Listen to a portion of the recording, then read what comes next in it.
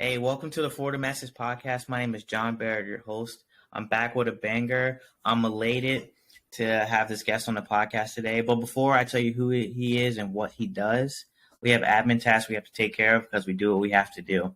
Please follow us on all platforms at Florida Masters Podcast and on YouTube at GB The Masters Podcast. Let's continue to add to the subscriber count. The views are coming, so I appreciate everyone. If you wish to support the podcast monetarily, please sign up for Anchor supporters.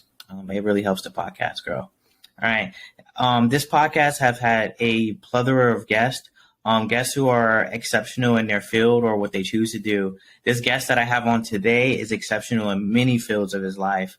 And I'm interested in learning about his story. So, hey, I welcome Andrew Slonopas to the podcast. How you doing, sir? Hey, I'm doing well. I'm humbled by your words. Hey, it's the truth. It's the truth. I heard about it through the grapevine. And then after, hearing a little excerpt of your story and text message, I'm like, oh, okay, yeah, we got to get this guy on the podcast for sure. Sure, and I appreciate it. Hopefully I don't disappoint. No. I just think your story is so powerful in and of itself. So any platform you would get on, it would be powerful. Thank you. Yeah, for sure. So, sir, I'm going to try not to call you sir. I'm going to call you Andrew while we're on the podcast. Yeah, by all means. Mm-hmm. For sure. So, sir, tell everyone a little bit about yourself, where you were born and raised at, essentially. Yeah, sure, absolutely. So I was born in a country that no longer exists. I was born in the Soviet Union, Wow. just in time to catch its collapse. I was actually born in 85. It collapsed in 91. So I have very vivid memories of a imploding empire. And if you can imagine if an empire imploding on itself, it's a pretty terrible thing to watch from the outside. Yeah. But it's a really interesting thing to watch from the inside. I mean, it was chaos, absolute chaos. Corruption, drunk, intoxicated men ruling the night. We didn't have lights for days at a time. Water, I remember picking up water at one point of time, and it had like little bugs and little worms, floating in it. Wow. And they were still alive. We had to boil it, and that's basically what you're drinking. We had water maybe once every couple of days. Then you fill up basically every empty jar that you have in the house, and that's pretty much your drinking water for the next, so many days. Wow. There were times that the shoes would freeze to the ground because we didn't have electricity, no heat. And then on many occasions we had to go and sometimes steal food, and that's Wow. and that's what we did. And please don't judge me for it. I mean, I don't. Of course not. I'm not promoting stealing food, but unfortunately, those were the very hard times in the 90s. And so it became Ukraine eventually in the 90s. And to this day, they call it the terrible 90s. Yeah. It was just organized crime ruled everything. We had what we called racketeers that would show up in the middle of the night and demand money. And it was a protection tax. But my parents were, quote unquote, well off. My mom was an attorney. My dad was he worked for the Ministry of Internal Affairs. He was an anti-corruption officer, which is very ironic. Yeah, for sure. Not a great place to work in the 90s. But they gave money to a different group of racketeers, and then these racketeers had to figure out who's in charge, and it's just like crazy stuff. Observing that on the streets, but that was the life pretty much that I grew up with. Wow, that's incredible. So you were around 6 when the wall fell. And from that moment on, it was just probably like pure chaos. And you mentioned some of the stuff. So what was your mindset like back then? Because obviously, how do you, tell your kid that like, hey, like electricity isn't working, and we don't know when the next time it will be, or hey, we don't have enough water right now, and I don't know when the next time you'll have water. How was the mindset when you were like 6 years old, if you can remember? Yeah, so as a 6-year-old, what I didn't know enough about international politics or the Soviet Union or Ukraine or anything else to actually realize what was happening. But I do remember basically the vivid memories in my mind. It went from, we had food, like there was stability, like there was no war, to like it just changed. I couldn't quite understand why, but things changed. And I do remember actually one vivid memory from, I was about maybe 5 or 6, and my father was stationed in Kaliningrad in the Soviet Navy decades ago. And we were coming back through Estonia, back to Ukraine, and the war started. There's like 14, Wow. I think, Russian officers were killed, and like about 100 Estonians were killed. And as we came back, we were like, oh, we're so grateful that we finally made it back to Ukraine before the war happened, and I was like, okay, well, that's mind-boggling, but that's what I remember. It went from like semi-normal to just absolute chaos. But Wow. why that was happening, I didn't realize that until I became much older and I actually started reading about it, now from the United States, Yeah. and taking interest in those things. No, for sure. So how long were you in Ukraine before you came to America? Yeah, so I was almost 12 by the time we moved to the United States. So 6 years in the Soviet Union, 6 years in the Ukraine, and then the rest of Wow. my life in the United States. So it was really interesting because, I was indoctrinated, I guess, in the Soviet ideologies the first 6 years, Ukrainian Yeah. ideologies the next 6 years, and then we moved to the United States, and here I lived New York City was actually the first city we moved to. So it was really interesting just having that comparison of like three different cultures, essentially, and three Yeah. different political systems, Man, that's three awesome. different outlooks on life. And then, from New York City, we moved to, my dad had some friends in Ohio. So we moved to Ohio, which is a completely different part of the United States, from New Yeah. York. And then the Man, military took me everywhere. took you everywhere too. So that's incredible. So from like 91 to like 96, 97, you were in Ukraine. So what was it like after the fall? Like I know it was hard to come, like water was hard to come by, electricity wasn't there, but did it get better in any way, shape, or form? I think it did. Not for us. I think up to 1997, it was actually getting worse. I think things started turning around probably, this is just my estimate on it, about 2004, 2005. Me and my brother, we had an opportunity to actually visit Ukraine 2005. So we left 97, we went back in 2005. Things were different. Like there was stability by 2005. Like you had electricity, you had water. Yeah. For the most part, things on the street were much calmer. But many things were the same. You had a lot of people who were just angry at the system, at life. Yeah. So from that vantage point, it was very hard. Nobody could find a job. Many people were going to Poland, UK, France, United States, basically, making all the money that they can make and then going back and there was their subsistence for the next, 10 years. Yeah. That's the way it was. And then things, I think, gradually were getting better until, obviously 2014 or so. And I Yeah. think it went back down. So, and so when you and your family left to come to America, what was the premise for them leaving? Just because it wasn't a good place to raise a family? Yeah, I think my father mainly, I think he realized that me and my brother, we didn't have a future in Ukraine. Yeah. My father was an anti-corruption officer, and he was one of these anti-corruption officers who would not take a bribe, and which is not a good place to be. So the story with my father, essentially what ended up happening, he was investigating corruption charges against his own bosses, these colonels and generals who were Oh taking wow. bribes. And at one point of time, the way my dad says the story, they said, look, you either quit or you're going to die. And him and his partner, they were supposed to go out and meet this crime syndicate. But they noticed certain things weren't like aligning. And my father was already been in this line of work for about 10, 12 years. And the vehicle was supposed to be providing cover, disappeared. They weren't given ammo. They were sort of like left out there by themselves to meet this armed Oh crime wow. group. And my father realized something's not right. And so him and his partner, they essentially said, look, we're not going to meet these guys. These guys are going to kill us. So they didn't. They ended up not going to the meeting place. But they actually knew where one of the guys lived. And they basically broke his door in the middle of the night, dragged him out to the river. And they said, look, we're going to kill you unless you tell us who hired you. And he was like, well, look, your boss hired me. And so next Wow. day, my dad was like, yeah, I'm done with this. So he left, and it took him about 4 years before he finally got a political asylum, actually, in the United States, and brought the rest of the family. So Oh, that's so that. Yeah. so he left for 4 years prior to you all coming. And like just a visa, or he just came in as a refugee, or like how does it work? So he came on the visa, but he knew he was not going back. There's nothing to go back to. Yeah. So he immediately applied for a political asylum, which he was granted, but it did take a couple of years. So he left in Wow. '93, and me and my brother and my mom, we came in '97. And over Oh those wow. 4 years, he was making money here and sending it back. And when I'm saying making money, I mean, it was like $50. Yeah. He Yeah. was making about, I think as a matter of fact, he was saying he started off at $5 a day.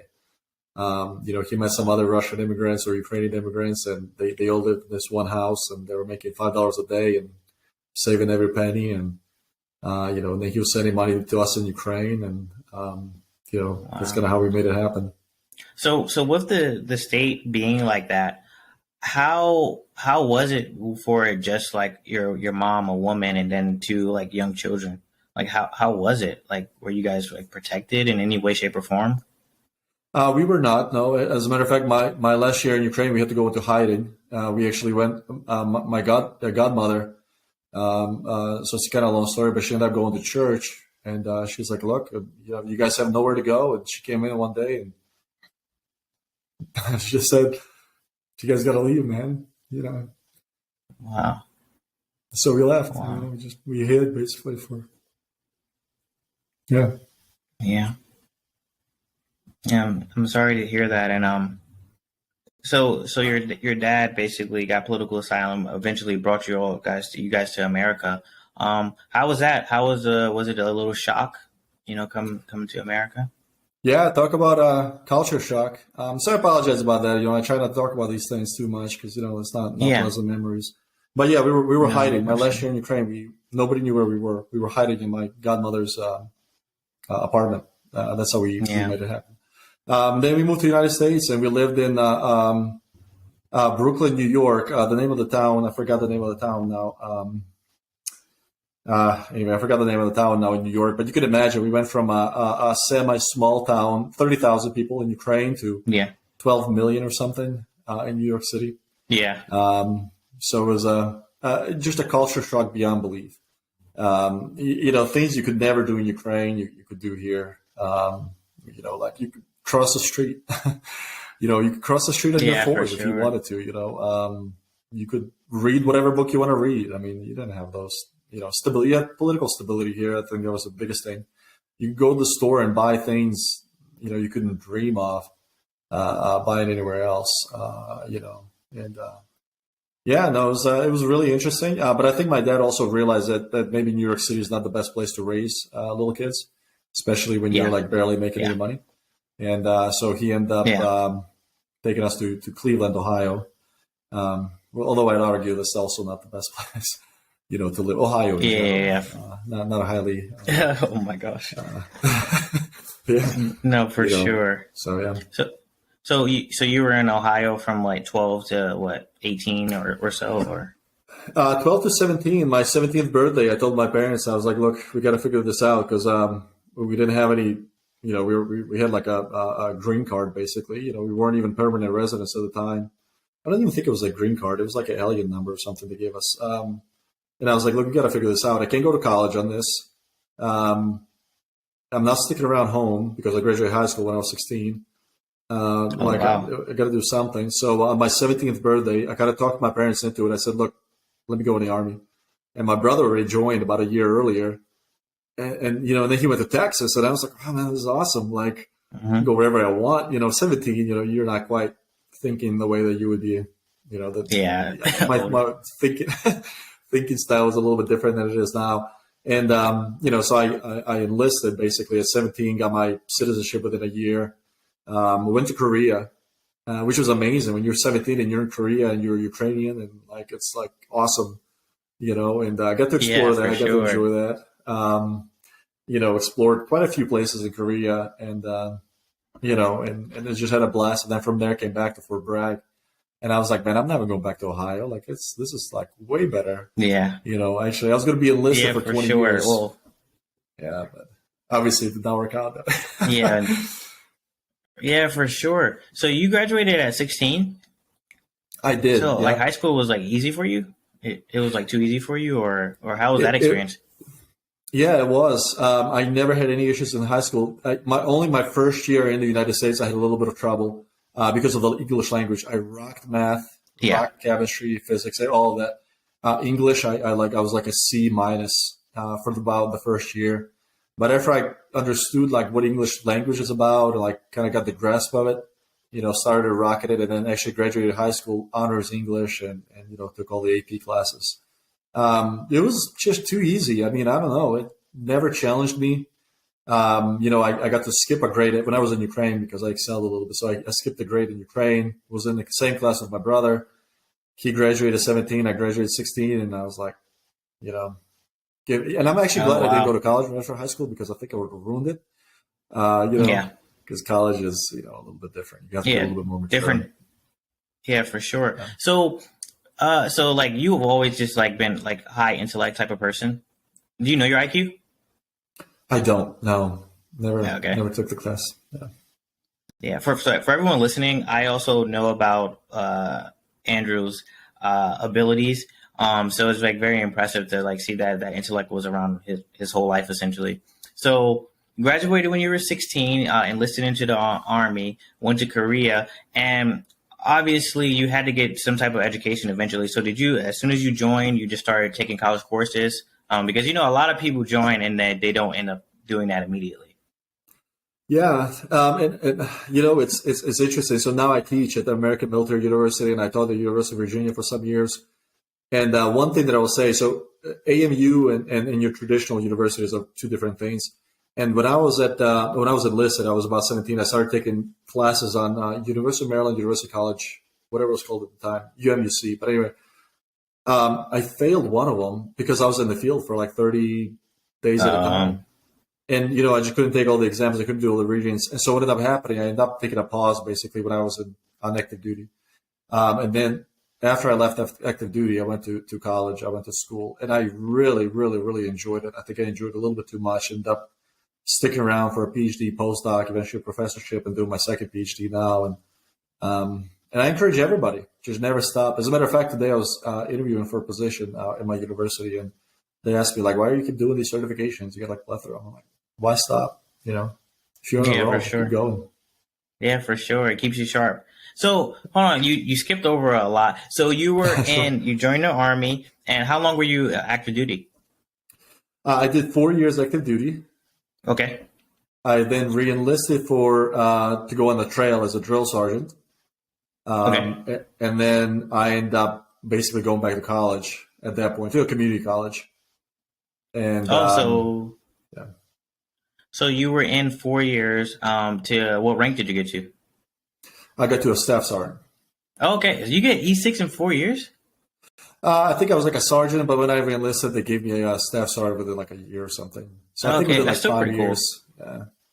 Okay, because I was wondering how you went to drill sergeant school as a Mhm. E4, E5. Okay, so you're E5, got E6, and then you went to drill sergeant school. That's awesome. So you went to drill sergeant school, came out, and you went to community college full time. I did, yeah. So actually, as a matter of fact, I started going to community college while I was still on the trail, um, because I knew Oh, that I was out of school for so long. I just wasn't sure how it was going to work out. But then I found that community college is easy. I mean, it was like just not challenging at all. So then I realized that it's like, okay, let me finish up this community college thing and let me apply to a real university right as my contracts were yeah, for ending. sure. And it just worked out really well. I applied for a ROTC program, which they picked me up. I applied to several universities, and University of Virginia was the one that I really wanted to go to, and that's the one I got into. And then just up spending about 11 years there altogether. Oh wow. So you went to UVA. You finished you did your undergraduate degree there. I did my undergrad, master's, PhD, postdoc, and even took a faculty position there. Oh wow. So you were you a full time student for 11 years, or like what were you doing while you were in school? Yeah, I was a full-time student. As an undergrad, I did two minors. I did one in business. I wasn't sure if I was going to stick with engineering or not. So I did aerospace engineering major. I did a minor in mechanical engineering, minor in business as an undergrad. So I was just like super busy. The Yeah. ROTC scholarship paid for everything. I mean, Oh, you're okay. Okay. single, you're like in your Yeah. mid 20s, so like you don't have that many expenses. Um, so I really, really focused on school, and I thought I was going to get an MBA and go out and like do a startup. But then I realized I kind of liked engineering as well. Yeah. So I ended up getting a master's for engineering, and then ended up doing a PhD in engineering as well. Just full time research. Once you get into graduate school, especially as a doctorate student, the professors keep you busy. Yeah. For They'll sure. have you working for 60, 70, 80 hours a week. I think that's why a lot of graduate students are single, actually, Yeah. because, It's so um, taxing. yeah, but they try to crank you, they try to get you to crank out papers, publications. And so at least my program, they required three of us, so I was in the lab just collecting data nonstop. so I could graduate in time. It still took me Man. 6 years. But then you enjoy That's incredible, it. though. Yeah, for sure. That's incredible. So my thing is like, so you from the fall of the Soviet Union to what, three higher degrees essentially, and then you're working on one now. You said so. You got two PhDs, I'm or working on my what? second PhD right now at Johns Hopkins. That's incredible. And what's that in? Material science and engineering. So it's closely related to what Wow, I that's do. incredible. Yeah, I That's enjoy it. I incredible. encourage all That's of an your amazing feat. all of your listeners to go to Our school. peers. Yeah, for sure, for sure. I mean, because I've been thinking about PhD programs too as of recently, but I don't know what I would do. Probably some type of organizational leadership or something like that. I'm pretty Mhm. into that and that kind of stuff.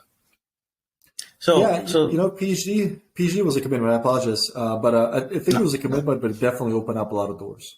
yeah, It's been a phenomenal experience. It opened my eyes to the world of research.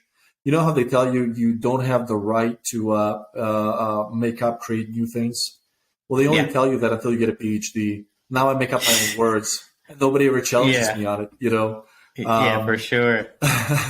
I present new ideas in papers, even though they're purely theoretical. They're frivolous exercises of intellectual content, but nobody challenges me on it. They're like, okay, well, it's bias criteria and mathematical analysis, so it's got to have real applications. Even though maybe it does, maybe it doesn't. Uh, PhD has been a Yeah, phenomenal for experience, sure, eye-opening man. experience as well. So something I noticed about you, you find things like that extremely like funny. And I was listening to like an Elon Musk interview, and he had the same type of humor too. He's like, yeah, the Tesla dance. He's like, it dances. And then he Yeah. was like, what do you mean it dances? Like, it plays music? No, it dances. Play music around it, it'll dance. And he's just like, so like that's like You gotta seems have like a to be a sense of common humor trait about amongst like things. high You intellect go through ups individuals. and downs, So and how do you feel like your PhD added to your military career? Because simultaneously, I know that you went to a few pretty high level like military schools. yeah. So as far as the military schools and the PhD itself, it was extremely difficult to balance. I actually went to air assault. Went to, I believe, Pathfinder as well while I was still in my PhD. So basically, I disappeared off the grid for about 10 days or 11 or whatever days. That was challenging. I was also on, Wow. AT, and I was doing it on Fort Pickett at the time. So that was a challenging aspect of it. But overall, the PhD actually helped me out tremendously in my career, my military career, as civilian as well. On the Yeah, for military sure. side, one of the things that every officer gets evaluated on is your higher education. And, I think it's something like 50 or 60% of the captains and below actually do not even have a master's. So if you can actually have a master's, you're going to be, top like 30, 40%. And it's only, I believe, only about 3% of officers actually have a PhD. And as you look at, one of the things that I do, Really? I sort of read through the biographies of all these like 4 stars, just out of curiosity, but all of them have a PhD. And as a matter of fact, all of them have a PhD from a very prestigious universities. So PhDs opened up a lot of doors for me. As a matter of fact, I was studying I was in my first doctorate program, and that's how I got picked up for cyber. And I was one of the first cohorts to be picked up for the cyber branch. And part of the interview, and part of the reason it was actually recommended to me when I was a first lieutenant by the gentleman, I forgot his name now, from the JFHQ, Lieutenant Colonel. And he said, look, you're doing a STEM PhD. Why don't you apply for the cyber thing? And I was like, cyber, never heard of it. But that was one thing that opened up. There was actually one of the things that helped me into this world of cyber. The other thing that is doing, and I can kind of see it now, is as I interview for these other positions within the Army National Guard and Army Reserves, one of the things that they look for, these very unique niche positions, is whether I have a PhD. Because it's only 3% of the populace, that actually has a PhD within the Can military. you say it again, And as sir? you look at the You population said in they're looking general for very niche across the United positions. States, I think it's only like one. Yeah, they are looking for PhDs because it's only 3% of the population that actually has it in the military. So if you Wow. have a PhD, you're head and shoulders above everybody else. You're automatically going to max out the education metrics, which gives you a certain percentage towards your next promotion. So Yeah, for it's a sure. commitment. I mean, there were times that I didn't want to do it anymore. I failed my first qualifier. You get two opportunities. You fail two of them, then you never get a PhD, basically. I failed my first one, so the pressure was on. I spent like Yeah, 6 for months sure. just deriving equations, making sure that I passed the second one. But now looking back at it, that commitment was worth it. It's just like any investment. You know how you invest into stocks when you're 20 years old? Well, you Yeah, expect that payoff later when you're 50 or 60. It's almost like the same thing, except the investment is not monetary or fiscal. It's investment is, intellectual, if you will. So yeah, PhD has been a great experience. It was a commitment. We had our little kids were born as I was finishing up my PhD, and basically, I was with the kids in the morning, had to go into my lab at night, run experiments overnight, come back in the morning, make sure that I didn't like pop a fuse or something, um, and then hopefully the experiments worked. Get the data, go back be with the kids. Like it was just such a hectic, Mm, crazy schedule. yeah, for Um, sure. but it paid off. It's again, it was an investment. It was a commitment. It's sort of like my parents taking that risk of moving to a country whose culture you don't know, whose language you don't understand. But they're like, you know what? Let's take that risk because Ukraine may not work out very well 20 years down the road. Yeah, And they were right, even though it was extremely challenging. Imagine going from my mom was an attorney. She went to cleaning houses in the United States.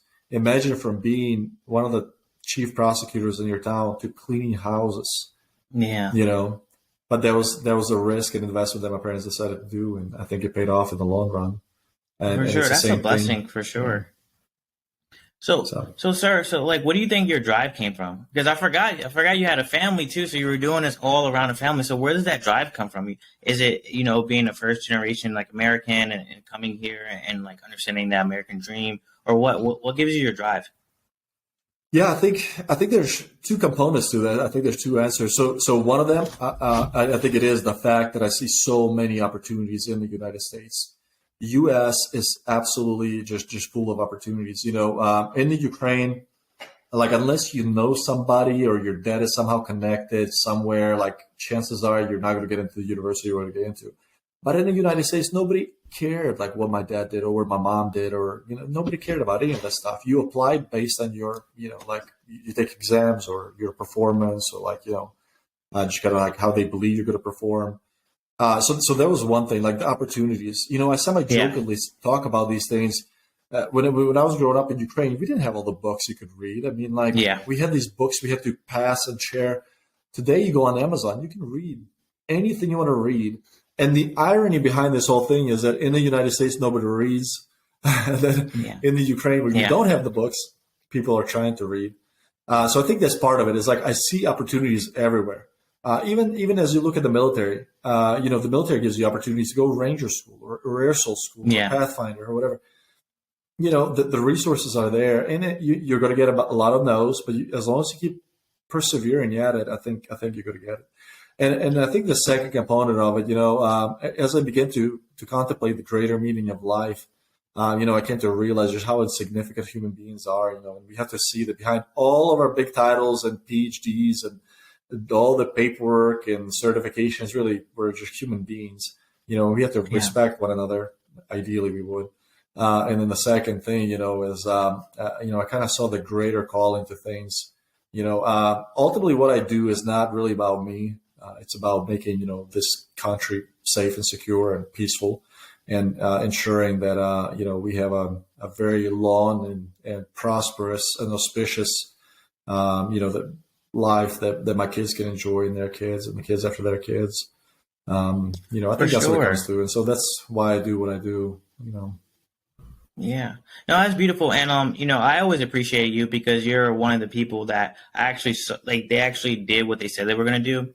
I remember like 3 years ago, I think I was a second lieutenant, and you had, hey, I got some aerosol slots. I was like, sir, yeah, I'm trying to go, any schools I can go to. And like every year when the money came back, you hit me up, hey, next year's come back to Virginia. Just want to keep you in the loop. And it's like you will always remember me. And I was like, all right, yeah, this guy's different, and I appreciate him on a different level.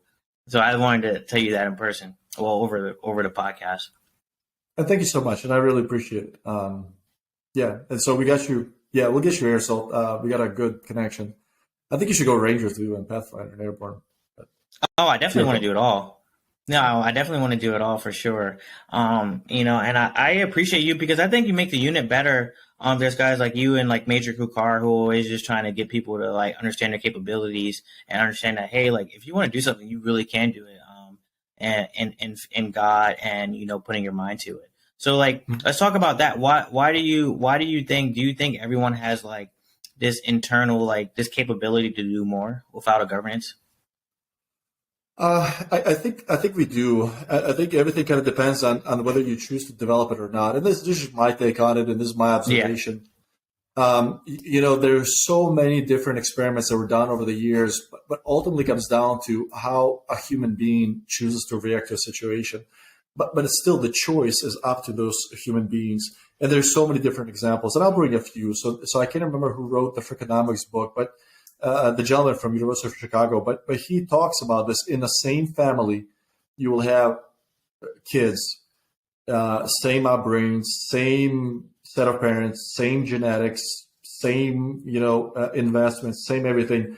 One child chooses to move on and become a successful career person. The other one chooses not to. The lady who wrote the "It's Never Enough," she's a former drug addict, and she talks about she's a former drug addict who became a neuroscientist, and then she left her addiction, became a neuroscientist. She writes about the issues of addiction and how the human mind works. And one of the interesting things she talks about is essentially the brain can be whatever you train the brain to be. The brain is not, a purely biomechanical system. There's this thing like that, a free will, if you will, that can drive the brain to be one way or another. I understand that addictions are very challenging to overcome, but nevertheless, I mean, that's one of the arguments that she makes. I mean, once you actually overcome them, you can actually train your brain to be a certain way. There's a lot of experiments, and Matt Ridley talks about it. He's a biochemist from Oxford University. He talks about also extensively, as far as like training your memory. He talks about the hippocampus. Hippocampus is like the central component of the memory within our brains. And the interesting thing about it, they call them the pyramidal neurons, but the way they actually work is essentially they take the signal in, and the more signal you feed to them, the more they can actually take. So essentially, it's a memory system that grows as you give it more growth. It's almost like exercising your muscles. In a way, it's kind of like that. The more you train it, the more it becomes stimulated and engaged. And me and my brother, we went to school. My brother always did better than me in school. But as I started reading and kind of like expanding my mind and reading more, and then my mind got more engaged in things, I realized that even some of the people that were like, that used to outperform me intellectually, eventually like I caught up to them, right? But again, but it wasn't easy. It was just work that you put in. And sometimes, when I was a child, when I was growing up, I didn't really have the motivation to do it. I mean, I was enlisted in the Army. I mean, that's kind of the way it went. But probably in my mid-20s or so, things started to change for me. And, my mind expanded. I started looking for greater meanings of life anyway. And I think that kind of drove me. And now it's like it's engaging. Like I love to read. I always learning about something that's not even in my field of study. So this is my take on it, but I truly believe, if you can train your mind to either be engaged or you can completely shut it off. I think Matt really also talks about it. I think they're called the dendritic tubes, and they're essentially the tubes that connect the neurons within our brain. And the more of them you develop, and you essentially develop them by stimulating your mind, the faster, the sharper your brain is. But if you just turn off your brain, then inevitably they die. And there's a lot of experimentation that's been done with that as well. If I can bring one more example, and she's my advisor from the University of Virginia, and she's a phenomenal woman. She also was born in the Soviet Union in the 30s. They actually worked, her and her husband, they worked in some classified Soviet lab somewhere in the Soviet Union. Anyway, the Soviet Union collapsed. They were both about 60 years old.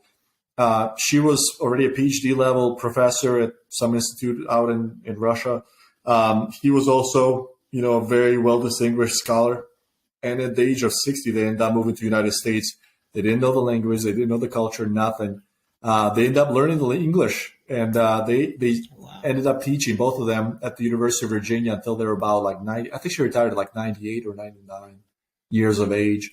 And you couldn't just walk into her office and be like, well, take silence. You couldn't just like broken science or BS her.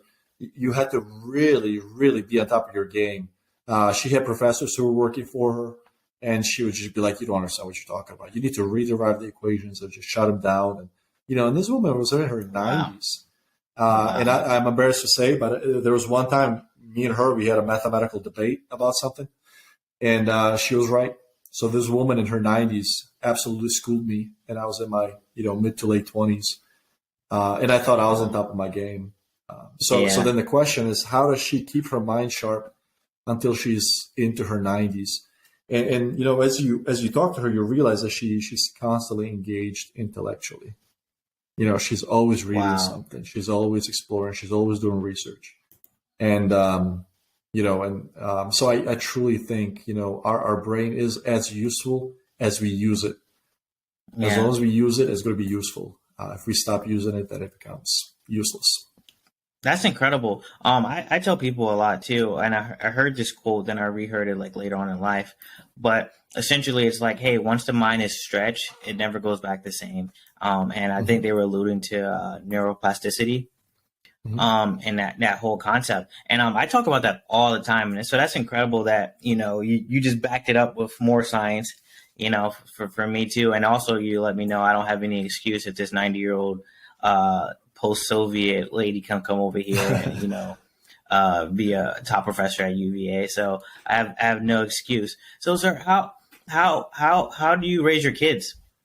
How do you raise your kids? You being so like driven and coming here and like working your way up. Yeah, I got two girls. Okay. My brother has three boys. Okay. So I think, and this is my take on it, raising girls or raising boys is a little bit different. I know my brother is a little bit more strict with the boys. I think I would be more strict, but because I have two girls, I'm a little bit more lenient on things. Yeah. So I try to approach them in very much the same way that I try to approach my wife. I try to be patient, kind, forgiving, loving, peaceful, and sometimes, I have to wait 5-10 minutes before the hair is done or whatever. Yeah. But sure. Nevertheless, that's kind of how I raise them. I explain to them, why we do what we do. And also I tell them on numerous occasions, I told them, that they need to appreciate everything they have in this country and everything that they're given and all the blessings that they have. Because there are kids right now in Ukraine, in the very same towns where me and my wife lived, who probably don't have electricity, and it's winter is coming. Winter in Ukraine comes very early, October. Typically, mid-October it starts to snow. So right around now, it's probably hitting freezing temperatures, and they don't have electricity. And I tell my kids, and you can take 4 showers a day. Just think about that. We go to a local store and we can get like 5 different kinds of grapes. They probably aren't going to have a grape until maybe the summer.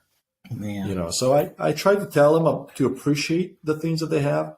And I think at some point of time, we actually do want to take our kids to a country that is not as fortunate as the United States, not as blessed. A country like Ukraine or a country, there's plenty of countries out there, maybe somewhere in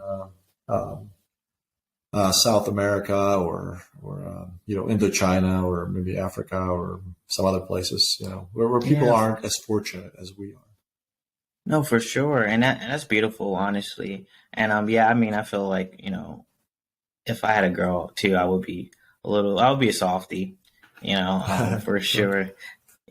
So sir, you said your wife's from Ukraine too. Did you meet her in Ukraine when you were like a kid, or did you meet her here in like a community of No, kind of odd story. She actually lived about an hour away from me in Ukraine, but we did not meet until both of us moved to the United States because we lived about an hour away from each other. I ended up moving to Charlottesville, Virginia, for UVA, and her family, they were living in Harrisonburg, Virginia. So about a 45-minute drive or so. And I was working these really odd jobs. So let me explain a little bit about the Soviet system. Soviet system was enforced atheism. There was no God whatsoever. As a matter of fact, if you want to go to school, you have to deny the existence of God, which is crazy to me. If there's no God, why do you have to deny him? But if there is a God, then why would you deny him? But so it was an insane system. But nevertheless, I mean, that's what they taught. And so that's the system that my parents bought into. Her parents were like polar opposite. They're like, well, fine, we're not going to go to school, but there is a God, So we're from these two very opposite spectrums of the society, of the, Soviet society and then eventually Ukrainian society. But I was working these odd jobs as I was in Charlottesville, University of Virginia. One of the jobs that I was working is as an interpreter at the hospital.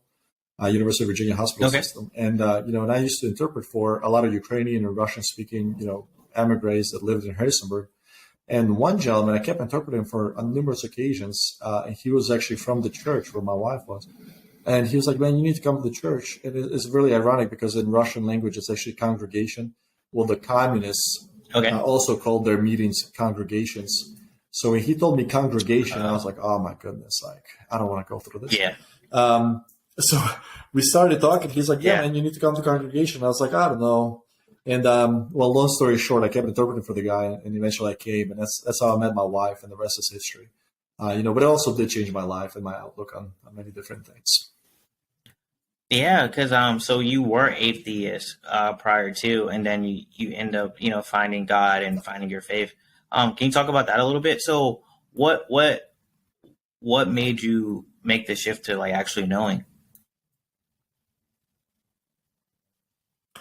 Yeah, I think I think what started me on this path probably is the Soviet Union told me there's no God, but eventually they collapsed. And I was told that they're wrong, and I was like, okay, well then, if they're wrong, then what else are they wrong about? So you're going out a little bit. You have to be pretty insane. Oh, I apologize. Is this better? Is it? Oh, yep, better. Am I online? Okay, perfect. Yeah, so I can hear you. Okay, perfect. Soviet Union told me there's no God, but eventually they collapsed, and I was told the Soviet Union is wrong. So I was like, okay, well, they got to be wrong about this too then. So, but I think you have to be it's a pretty wild claim to say that there's no intelligent being if you yourself are making an intelligent claim. And I dabbled quite a bit with philosophy. As a matter of fact, I think I would have been a philosopher if philosophy paid a little bit better. But some of the philosophers that I read, and one of them, I can't remember exactly who said this, but I think it's Sartre. He said, my problem with life is not that it's incongruent, but it's not fully congruent. And the more questions I get, the more I have to answer them. And the very last question I cannot answer myself is, why don't I commit suicide? And I thought about that. I was like, this is a world-leading philosopher that we all read and we study. And this guy can't even grasp life. And he's making a really valid point. Life is not meaningless, but it's not fully meaningful either. But we know that there's a meaning to it. Otherwise, like everything I do has a meaning. Everything I say has a meaning. Every word that I say. So then it set me off on this, I almost hit a philosophical conundrum.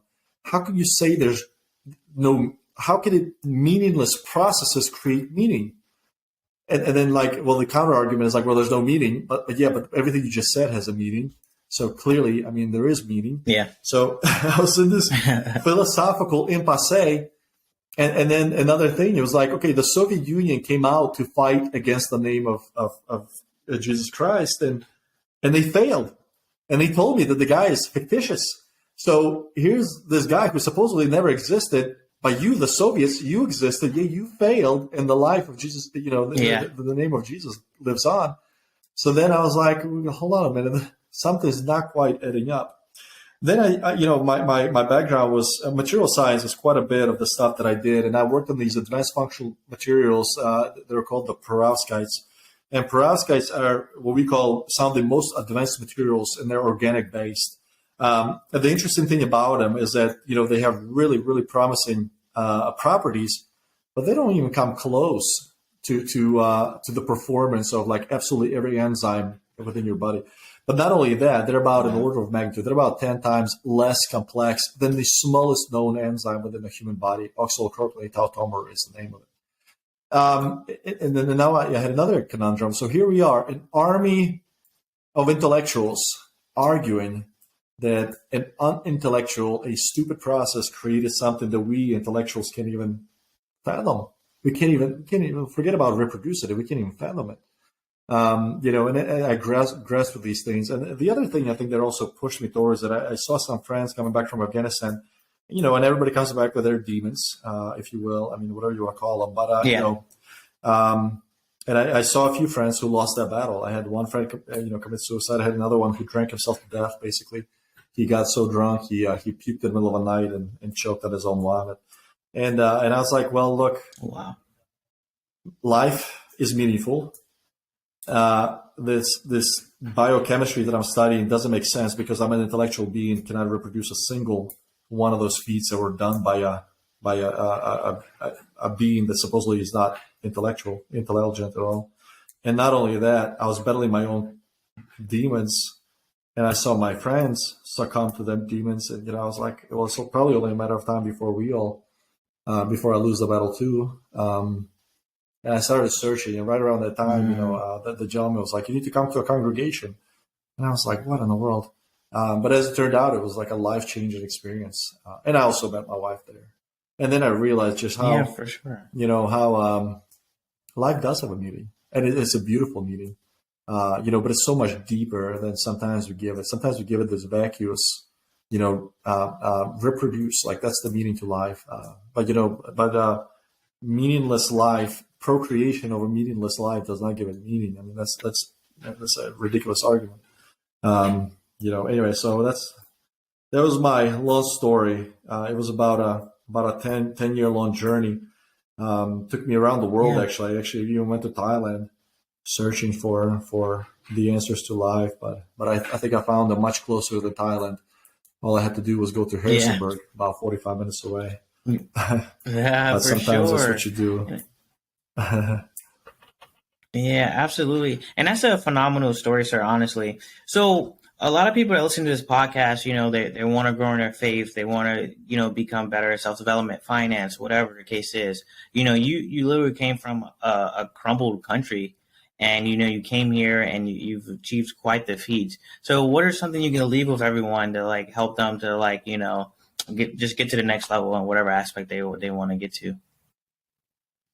Yeah, I'm not sure if I'm qualified to give advices, but oh my gosh, maybe I'll share from my experience. In my lifetime, I had a lot of people tell me that I was gonna fail at this and that. I had somebody tell me that I was gonna fail separate school. I had people tell me that going to Ranger School at 35 was like the dumbest thing you could do. A lot of people tell me that I was gonna fail at things. I had somebody who told me that I was gonna fail at separate school. I had somebody who told me that going to Ranger School at the age of 35 was the dumbest thing ever because my bones were fragile. Yeah. I had people, a lot of even you get a lot of negativity even from the Ukrainian community, who'd say, well, even the military, it's for people who can't make it alive. I heard all sorts of things. Yeah. When I failed my first qualifier, that was disheartening. And I had a friend of mine who failed both of his, and so he ended up getting a master's. And he was like, "Look, just call it quits. You had a good run. Why waste your time?" But my comeback to all of it, I don't quit. I probably failed at about 80% of the things that I did. But if you try 100 different things, you fail at 80 of them. Well, that's still 20 that you succeeded at. Now think about if you try 1,000 times, you'll fail about 800 times, but you will succeed 200 times. And if you just keep that type of mentality, look, hey, I'm going to fail at this. As long as you keep trying, I think eventually, you will succeed. And one thing that I'll share, I did have plenty of failures in my life. I even have a bankruptcy, a Chapter 7 bankruptcy on my record. I had a failed business, even though everything was going great, and then eventually it failed. So You were talking about the group of people who went bankrupt. yeah, so it was a study at the Stanford University, and these were multimillionaires, and they went bankrupt. And this is where the study actually picks up and continues to study how people behave after this massive failure. And a certain percentage of them, I think it's like 50% or so, of these multimillionaires who went bankrupt ended up blaming everybody, the neighbor, the spouse, the kid. I mean, everybody was, and so they never actually recovered. They stayed in this depressed state. And then you had the other group of people who were like, you know what, lessons learned. And they picked up and they became even more successful than they were before. Obviously it took them some years. So, the point that the psychologists are trying to make, how we react to failure is so unbelievably important. If we go in despair, then that obviously it's not beneficial. It's not productive. Everybody fails in their life at some point, but how you react to it, I think, is a different thing. So I'd like to encourage everybody, look at failure not as the end to it all. Look at it as an opportunity, a lesson, something to take out of it. A lesson of humility, maybe even. I don't know. But just don't look at it as something that, that is a showstopper. Everybody failed. I think I was sharing, I have a chapter 7, bankruptcy. I mean, I failed my qualifiers. I applied to, I can't remember how many graduate schools, and I was declined from 3 or 4 of them. I ended up getting to University of Virginia, which is my top choice anyway. But but I ended up getting declined. Even Johns Hopkins, I'm at Johns Hopkins now for my second PhD. I was declined 3 times. On the 3rd time, I was finally accepted. Just don't look at failure as a failure. And the last story maybe I'll share. My wife told me no for 4 years, and then she finally said yes. Oh, really? She did. I chased her for 4 years. For like a boyfriend, girlfriend, or for like marriage? For marriage. She didn't want to talk to me at all. She ignored me. So, but again, I think I want to tie it into the fact that like, just don't quit. I mean, even if you fail 80% of the time, that 20%, as long as you keep trying, that 20% is really, really significant. For sure. And, I appreciate the stories, you shared, sir. And I think a lot of people like listening to this podcast is going to find inspiration, motivation, whatever shin that they can from this episode. So if they have any questions or they want to reach out to you, where can they find you at? Yeah, absolutely. Please share my virginia.edu for anybody who's interested. I'm more than happy to discuss, and hopefully help. No, absolutely, sir. And I appreciate you for taking the time out to jump on a podcast.